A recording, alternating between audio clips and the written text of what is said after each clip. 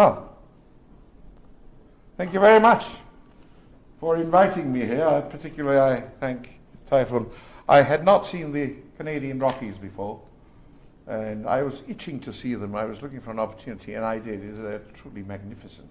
But even more magnificent was the Royal Tyrrell Museum of Paleontology.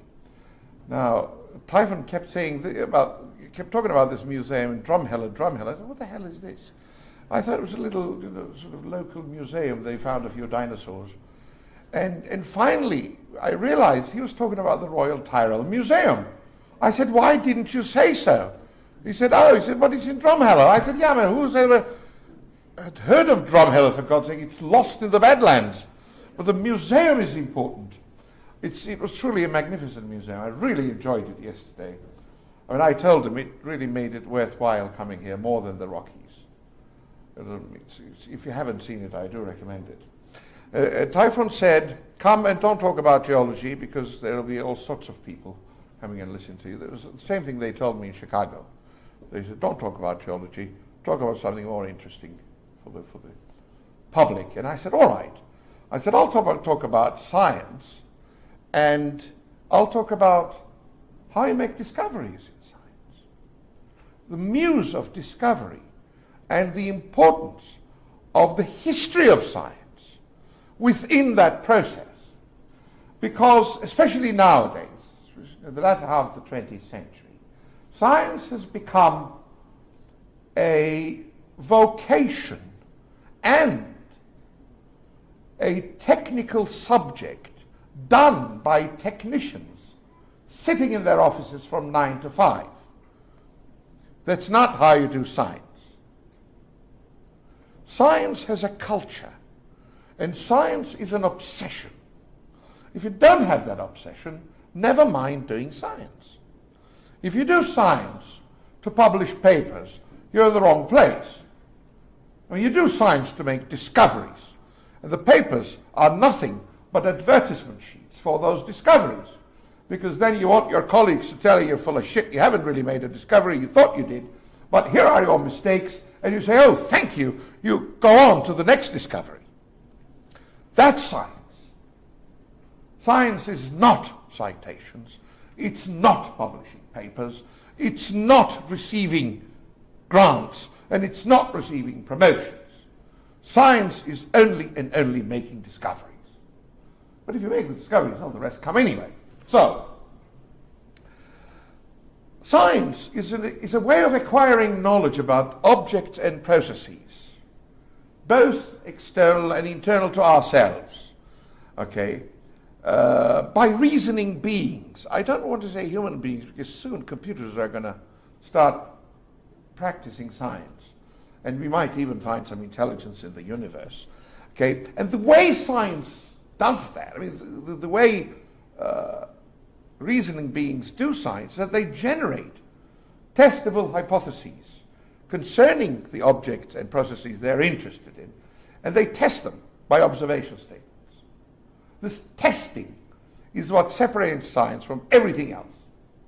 I mean, art is a way of seeing things. It's expression of hypotheses by the artist about what he or she thinks, feels, whatever. Okay, but it's very subjective. I mean, religion is a hypothesis. It's commonly shared nonsense because it's not tested. Okay, but science is not like that. Science is objective to the extent that it is shared by people who make observations and who can tell each other they got something wrong. If you get something wrong, that means you've come into contact with reality, because the reality showed you they're full of shit. Neither religion nor art can do that. Okay. This definition of science was first proposed by Sir Karl Popper. Okay. The fact that he's called Sir should not mislead you into thinking that he's an Englishman. He's an Austrian. He's a Viennese. But he ran away from the Nazis. He went to New Zealand during the war. And then Friedrich von Hayek, another Austrian who ran to London, hired him in the London School of Economics. And Sir Carl was such an important man. He was not only knighted, he was made a member of the Royal Society, at the same time a member of the British Academy, and then he became a companion of honor, which is an exceedingly rare thing even for an Englishman. I mean, Jesus, he was an Austrian. Popper published his idea, his definition of science, that is, it's a system of thought that functions by proposing hypotheses and then testing them mercilessly with observation statements, in this book. He had an earlier paper published only in 2 pages in Erkenntnis in 1933, but this book, although it says 1935, came out in in autumn 1934. Logik der Forschung means the logic of scientific discovery. It was first translated into English in 1959, and many people agree that it's probably the most important philosophy of science book ever written. At least Einstein said that, Jacques Monod said that, Sir Peter Medawar said that, all the great scientists. They were all agreed that Popper finally got the correct definition of science.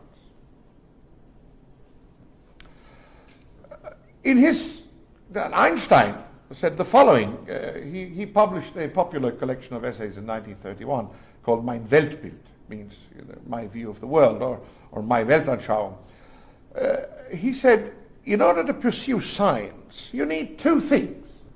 One, you need to observe, know how to observe. You need to know how to test. You need to know how to make experiments. You need to know how to collect information, how to reach sources, how to use libraries, blah, blah. And he said, all of these things we can teach very well in schools and universities, no problem. But, he said, the more important second aspect of doing science is to make a discovery. Einstein said, there is no way to teach that. He said, somehow, you discover it. Every scientist discovers this for themselves, for herself, for himself, but it has to be a personal attempt. Okay, now, since there is no way to teach this, okay, so where do we get the muse of discovery? Where do we get the inspiration? I mean, since I'm a geologist, I emphasize you can get that in the field. Here is Albert sitting in the field. Actually, he's taken a bath, going swimming in Long Island in New York. Okay, but we geologists look like that sometimes when we're in the field, certainly not in Canada. It's rather cold. I worked in Newfoundland many years ago, and my God, Newfoundland summer was Turkish winter. Okay. Or you can do science in solitary contemplation. You can find the muse of discovery there, or meeting with your peers. Well, these are the US Navy people talking to Einstein. Okay. You can do it in libraries. This is my preferred mode of operation. You can go on expeditions. This is the father's expedition Albert ever went. This is on the campus of Caltech in Pasadena, in California. He's riding a bike.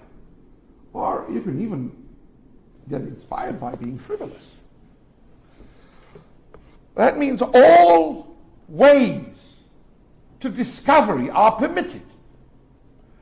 You can come up with hypotheses using any excuse you like.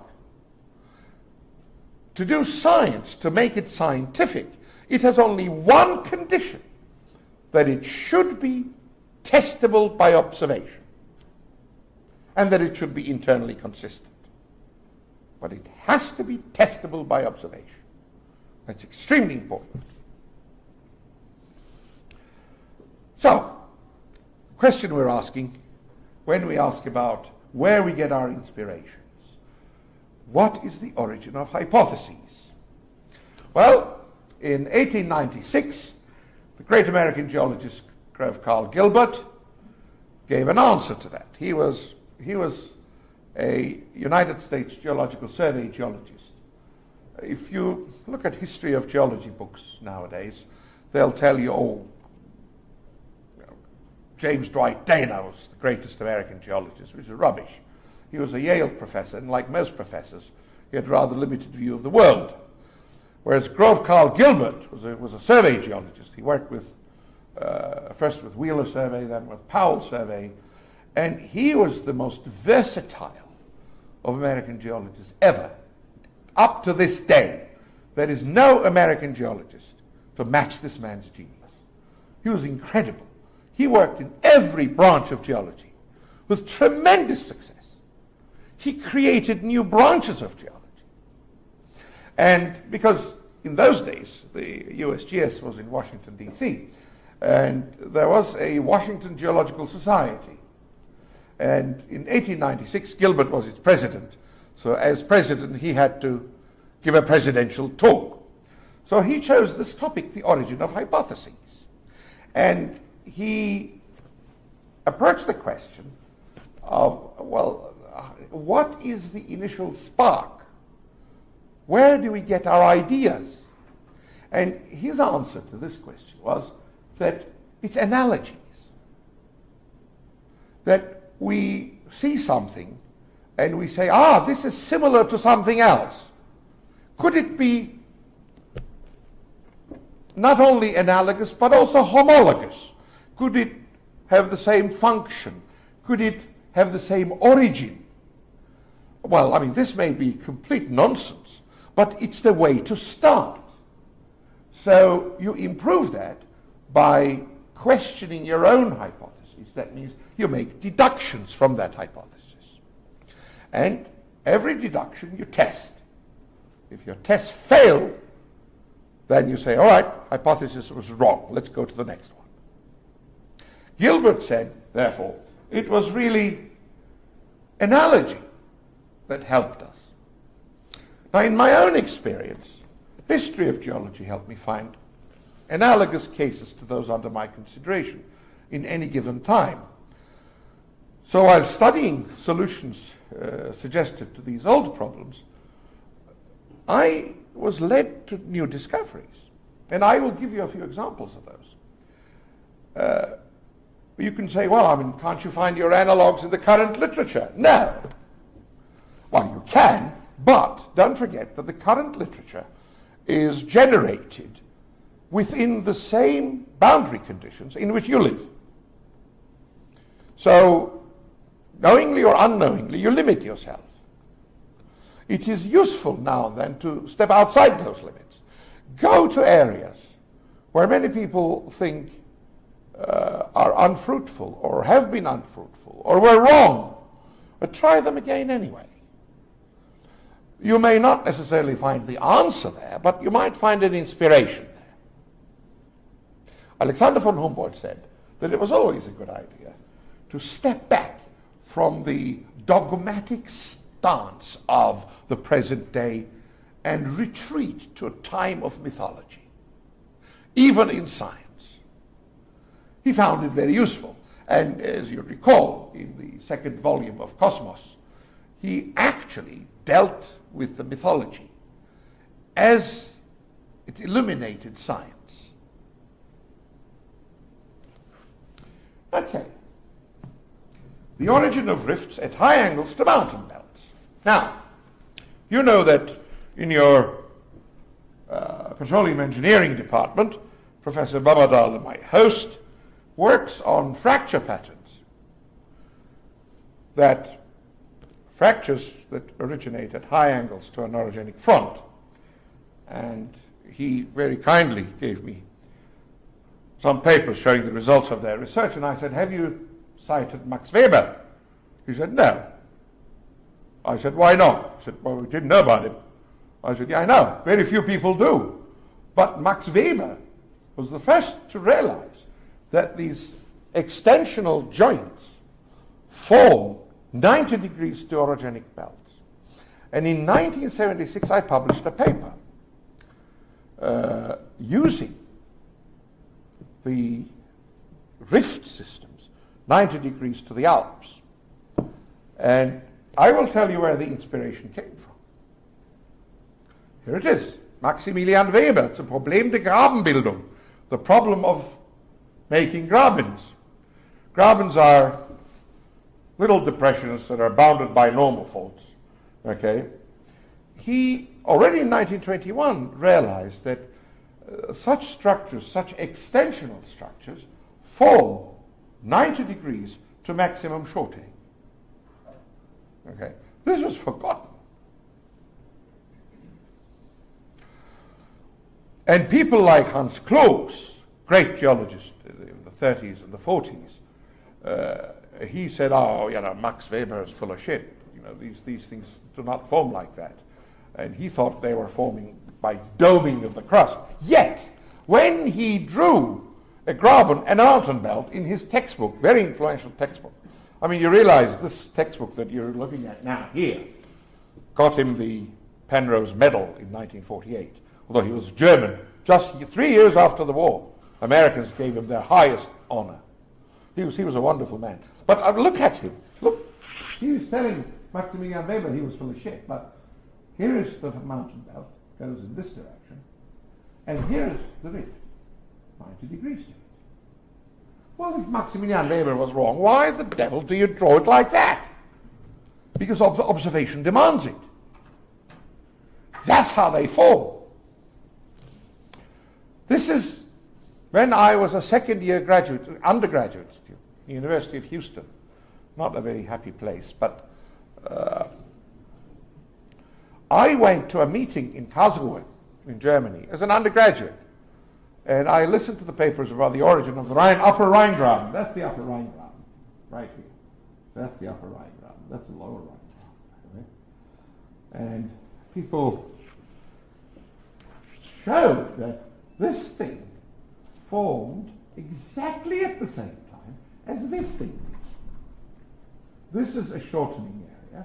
That's an extension area, 90 degrees to one another. And they were still trying to justify this using Cloos's model. See, that's another thing you have to keep away from in science. What your teachers teach you is mostly wrong. Okay, so whereas here they were still trying somehow to justify Hans Cloos, because Hans Cloos was such a great man. I mean, I see many Chinese faces here. In China, Li Suguang was a great man. Li Suguang was really a great man because he studied naval engineering in England. And he came up with some amazingly original ideas about the structure of Asia. But then Li Suguang died, and everybody coming behind him, they didn't dare question him, with one exception, Huang Zhijing. Huang Zhijing he was a student of Émile Argan.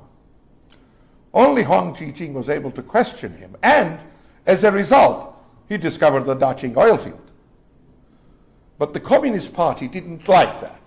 So they said, well, it was really discovered by Li Suguang, which is not true. Huang Zhijing had discovered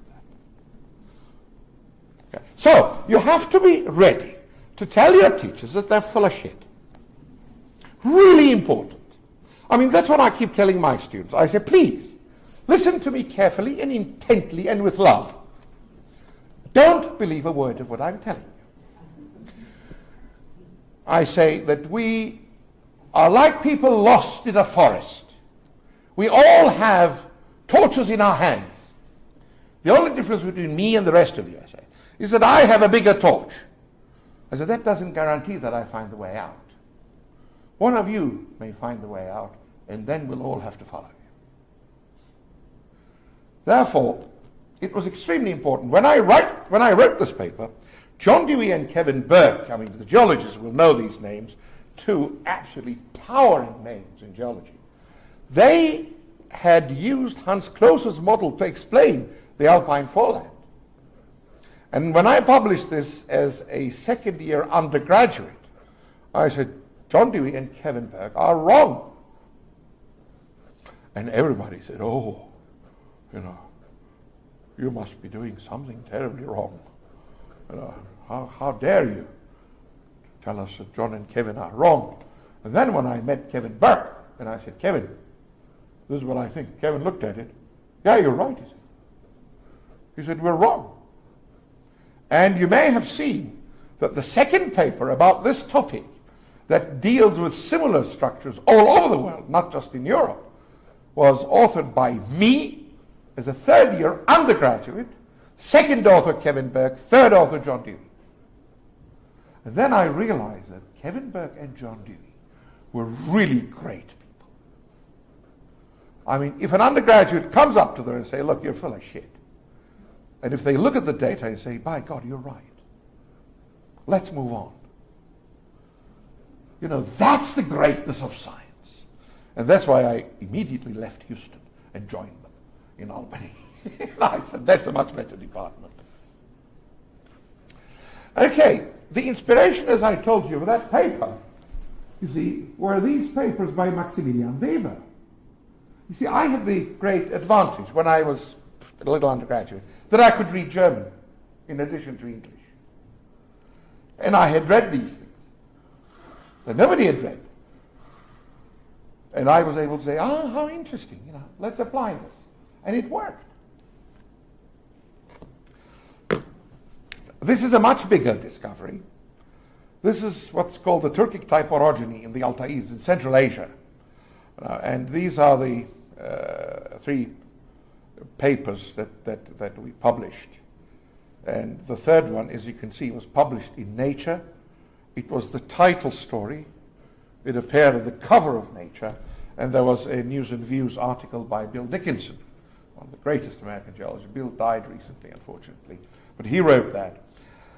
Now the question is, what was the inspiration behind this? This is the area. This is the Ural orogenic belt. The Caspian Sea is out here. That's Tibet. That's Japan. That's China. This is North China. And this is the Siberian Shield. Okay, Lake Baikal is here. That's the Bryansk belt. Okay, the yellow area is the Altaids. Now, the Altaids are mountain belt, but it's not not much of a belt, as you can see. It's more like a belly than a belt. Okay, so that's strange. And the next strange thing, that most mountain belts, you know, they're linear and long, etc., they have gneisses in them. These are hard rocks, hard, highly metamorphic rocks. Well, these mountains don't have those things. These mountains are full of schists and slates and mud rocks and deep sea rocks and basalts and serpentinites and lots of granites intruding. They don't have much else. And the poor Russians, after the communist revolution, they were cut off from the rest of the world. During the time of the Tsars, Russians had some fantastic geologists like Obruchev and Mushketov and Zaitsev and Inostrancev. These were truly towering geologists. And they did the geology of this area. Okay, and it is their reports that I read. Okay, and then came the communist wave. Now the poor communists had to become all originals because the capitalists would get it wrong anyway, so they have to get it right. But they got stuck with the models that had been developed in the 20s and the 30s by the French and the Germans. They didn't realize that people like Stille, Kober, Emil Ogg, they were retrogressive steps back into the middle of the 19th century. They didn't realize their own geologists and people like Edward Zeus had a much better idea of what was going on here. But in any case, I realized that in the current Russian literature, there was not much that could help me. They didn't understand it. The reason why I got interested in this is because, see, I was working in Tibet at the time. And when we looked at the Kwenlun, we realized that Kwenlun in northern Tibet is a very different mountain belt. It doesn't look anything like the Himalaya. It doesn't look like its continuation of the Qingling. It doesn't look much like the Pamir. It's a wide mountain belt with all the structures are steep. and it has very little gneiss in it. Okay, and the poor Chinese, they were doing exactly what the Russians were doing. They were trying to fit this mountain belt into the models that they had learned from the West. It didn't work. So, with a graduate student of mine in 1991, we realized that the Kwenlun looked more like Japan than anything else. We said it is a subduction accretion complex dominated mountain belt. It looks like where the one ocean plate goes under the other. And we said, oh, how interesting. Well, how far north does this style extend? And we noticed that this style extends from here. Ignore the Tarim Basin. It's a trapped little oceanic plateau. But it continues all the way into the Siberian Shield. And we said, how the hell do you make something like that? How do you make a mountain belt that looks more like a belly than a belt? How does that work? Alexander von Humboldt. Let's go back to 1843. Look what he says. Clay slates appear to be the dominant rock types of the Altai.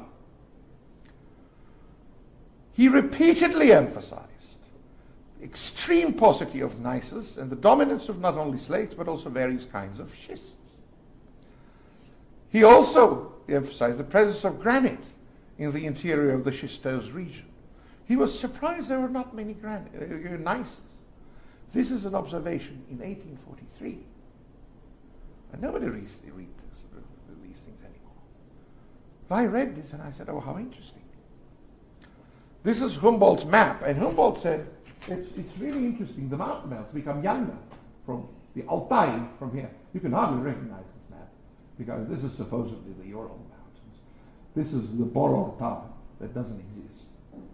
This is supposedly the Pamir. That's the Kwenlun here. And this is the Altai, and that's the Tian Shan.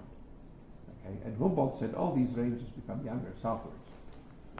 And when I looked at this, I said, oh, this interior region is just like the Kwenlun. And Edward Seuss, when he wrote Das Antlitz der Erde, this is the most important geology book ever published. 4 volumes, translated into French, translated into English, translated into Spanish, and the Italians started the translation. Typically Italians, they stopped after the first volume. They must have found it rather boring. You know, drinking your wine and listening to good opera probably were more fun than translating Seuss's German. Although Seuss's German is great fun. But anyway, look what he says. Now, you heard what Humboldt says. We may first observe that in these great mountains, as well as in the whole western part of the Altai, beyond the Irtish, not a single band of gneiss of any importance is known to exist.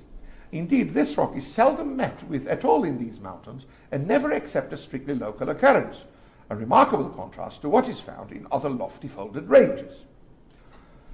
On the other hand, we meet with schistose rocks in surprising abundance, microschist, chlorite schist, and clay slate, the last named, with beds of limestone, and towards its summit Devonian or Lobocarboniferous fossils, which are found at many localities. These schists, like those in the Salair and Alatau, are pierced by granite, syenite, and porphyry, and diorite in dikes and bosses. In the contact zones lie many of the famous ore bodies of the Altai. Now, don't you think this sounds very much like Humboldt? And it was published here in the 3rd volume of Das Antlitz der Erde, which is 1901. And let's remember, Humboldt was 1843. This is Seuss's map, and in those days, of course, a lot more was known. This is Kwenlun, this is Chilianshan in China, and this is Tian Shan here, and Altai is out there. And Seuss provided this cross-section across Asia. Ladies and gentlemen, the date of this cross-section is not known, but he died in 1914, so it's pre-1914. Okay? Please observe how the ocean is sinking onto the folded chains. This is the first suggestion of a subduction zone. And please notice here, a cross-section across Japan. Looks like that. This is the whole of Asia. this is only Japan. This is Thailand's cross-section. Okay. And when you compare these things, and then when you get even more recent cross-section, I mean, this is my good friend Maruyama sent me this cross-section across Japan. You realize, you say, Jesus, this is very much like Central Asia and the Kwenlun. And then you just go down the road from here towards the Olympic Peninsula to Vancouver. This is what you see on the ground. I mean, you don't see this. You need a seismic section line to do this. But this is a 40-kilometer thick subduction accretion complex. This is what it looks like internally after it's interpreted by some sensible geophysicists. And the rock types are just pillow lava, nanolimestone, bedded chert, red shale, varicolored shale, sandy fleece. This is Japan. But you say, my God, this is just like Central Asia. Okay. When I reread Zeus, I was struck by the fact that there was no regular variation of rock types across the strike in the Altaides. There is a monotony of this ubiquitous triplet, basalt, chert, turbidite, in vast areas invaded by tonalitic, granodioritic, and granitic plutons. And Zeus talked about the sea of more or less denuded folds. This man could not have seen a single satellite image. I mean, he died in 1914. But in his mind's eye, he could have seen that. He did see that. And here it is, today, with a satellite. And here is Zeus's map, taken from Habertürk. These are the maps. These are the folds of the Chilianshan in Kwenlun. You see the same sort of thing. And when you come to Central Asia, in this mess, in this complete mess, you say many Japans are hidden here. How can we disentangle them? Okay? And you say, but Zeus gave us another indication. Look at Southeast Asia. These are the trend lines of the orogenic belt. Here, you can follow them by following structures, geological structures. But once the island disappears, what do? You're just left with the volcanoes. So, Zeus wrote the following. The islands and the reefs become less numerous as their distance from the peninsula increases, until at last it becomes impossible to discover the trend lines by which they are governed. But this does not always hold true for the volcanoes. Very often, we find that as a cordillera becomes concealed beneath the sea, the volcanoes increase in number. And it may happen that the cordillera completely disappears while curves of volcanoes remain visible and reveal the plan of the vanished structure. The farther out the trend lines advance into the ocean, the more distinctly they are indicated by volcanoes. Here it is, again. He's following the structure of the mountains using the volcanoes. And here we said, can we use here, remember we said there are many Japans hidden, but now they're dead. These are old things, 500 million years old, 300 million years old. But he said we can still identify the cores of these volcanoes in forms of intrusions. And he said, okay, let us follow them here. And this mess becomes simplified into this form. When you follow the magmatic front, as you do today in Indonesia, and then you do what you do, you take those units that you just saw apart, and by looking at the geology, looking at the continuity of these volcanic lines, you say, my God, there used to be a single arc. So that mess in Central Asia resolves itself into a single arc. And then you can interpret it. And then it makes sense. And then you can see how this whole thing was deformed, fragmented, and turned into the present-day Central Asia. I'm not going to bore you with the details of that. But you can see how just a few tips from Humboldt and Zeus by reading the history. You see, both Humboldt and Zeus had no idea of plate tectonics. They could not have known it. But they knew the geology. And they were able to give you a few hints. The trick is to catch those hints and use them as your inspiration. Welcome to paleontology. In 1927, there was an extremely unhappy German vertebrate paleontologist living in Denmark. His extreme unhappiness had two sources. One, Denmark has no rocks that has these old fossils, so the poor man had to go elsewhere. And because Denmark has no such rocks, it had no vertebrate paleontologists. And in the introduction to his book, Heilmann says, imagine the unfortunate lot of the vertebrate paleontologists sitting in Denmark with no colleagues to talk to. But he still wrote a book about the origin of birds. Okay, here it is. And in those days, Archaeopteryx had become very famous, and Darwin was vindicated. People said, my God, here is a bird that has little clutches, it has a tail, and it has teeth. It's a transitional form from reptiles to birds. And by God, Darwin must be right. And Darwin lived to see this great triumph. But Heilmann was not satisfied. He said, Archaeopteryx looks far too evolved. There's got to be another animal between Archaeopteryx and the reptiles. And he imagined that that animal would be a tetrapteryx. That means it would have 4 wings and a long tail.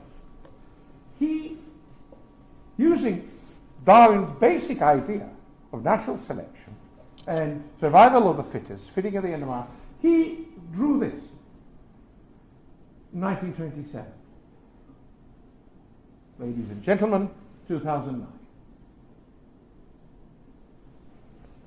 Anchiornis huxleyi was founded by our Chinese colleagues. And my God, it is Heilmann's animal. Extraordinary. You can see the predictive power of the theory of biological evolution. Heilmann just used that to predict an animal. And that animal was found later. Going back into paleontology, reading Cuvier, his famous Recherches sur les ossements fossiles, 1912, ladies and gentlemen, please do read it. You will find incredible little tips to our present-day paleontology, to our present-day world, to our present-day events, when the Chicxulub crater was found, and the idea that the dinosaurs got wiped out with many other kinds of animals at the end of the Cretaceous, and a catastrophe. My good friend Ken Shu, I remember we were sitting in the ETH, and Ken was involved, and he thought it was a comet, and he published a very interesting paper in Nature about a Strangelove ocean. And Ken said, Celal, he said, look, Cuvier was right. And I said, yeah. But I said, the strange thing is both he was right and Lyell was right. You can't say Cuvier was right and Lyell was wrong. They apply to different parts, to different times, to different scales. You have to be aware of that in order not to sink into the present-day dogmatism. You have to know the culture of your science. Goethe once said, the history of science is science itself. Science cannot be done without also doing its history, and history of science cannot be done without also doing science, for the simple reason that both go after the problems that interest science. Without the problems of science, there can be neither science nor its history. Science is not an accumulation of facts. History of science is not an accumulation of facts about scientists, or about facts of science, or about social circumstances that may connect the two. They're both about problems that science goes after in historical continuity. We scientists are the only people who try to create images of something that already exists and is therefore by definition perfect. I mean, if I'm trying to describe this, right, this already exists. I may not see the whole of it, but with my hypotheses, I will try to go after it until I satisfy myself that I found a perfect match. That never happens, but we come pretty close. But the ideal is perfect. It's there. Okay? Artists, businessmen, farmers, soldiers, clerks, clergy, they have to find out about the quality of their creations by doing all sorts of funny things, but they can never do it, even if they think they've achieved everything, because they're so subjective. Okay? They lack an external standard. Pursuit of science, therefore, is the most sublime and satisfying of all human endeavors. And ultimately, that's the only one that counts. All the rest are rubbish. I mean, art is extremely useful because it fosters creativity. That I like. I mean, that has to be there. But things like, religions, this is, I mean, we know that they're harmful. Not only that, but they're total nonsense. Utter nonsense. And when you look at these things from a perspective of science, this is, the social scientists call this sort of an attitude scientism with an element of belittlement in it. They're being silly.